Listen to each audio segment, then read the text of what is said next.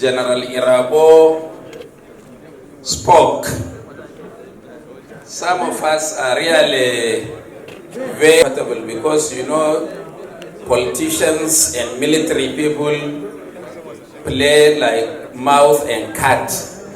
General Buratai is a man who listens to subordinates, and I give credit to him for that.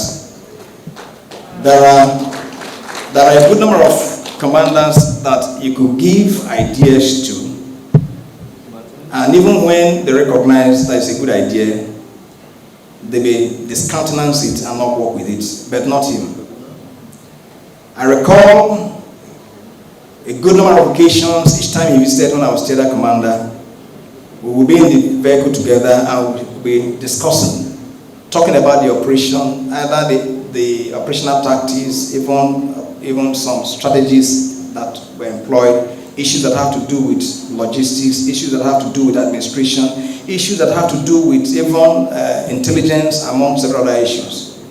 And then, as soon as he catches that idea, right there and then he picks up his phone and then begins to give instructions, and the next thing you see is that idea being developed and putting them into practice. That, for me, is something that I cherish, and I would like to join to commend you, sir, for that contribution, which made things to work, and there was a clear turnaround in the way the operation was driven in the Northeast. And I'm glad that Adeosun is here, who later on, after his stint as GOC, later on, was also appointed as Chief of Operations, Chief of Training Operations, and then before he became the Chief of Policy and Plans before his retirement.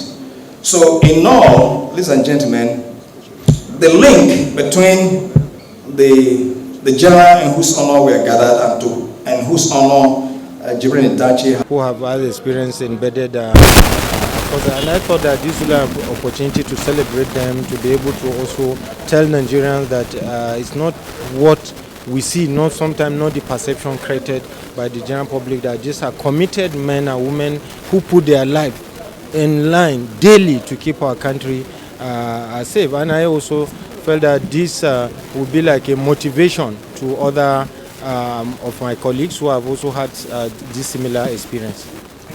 Thank you.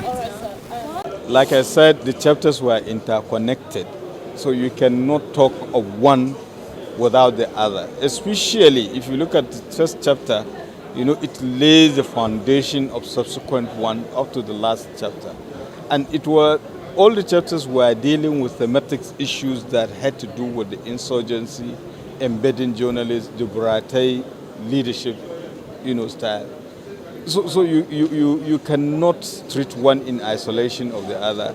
And that is why I marvel at his level of intelligence, whipping out such wonderful, book like that. Thank you very much. You're welcome.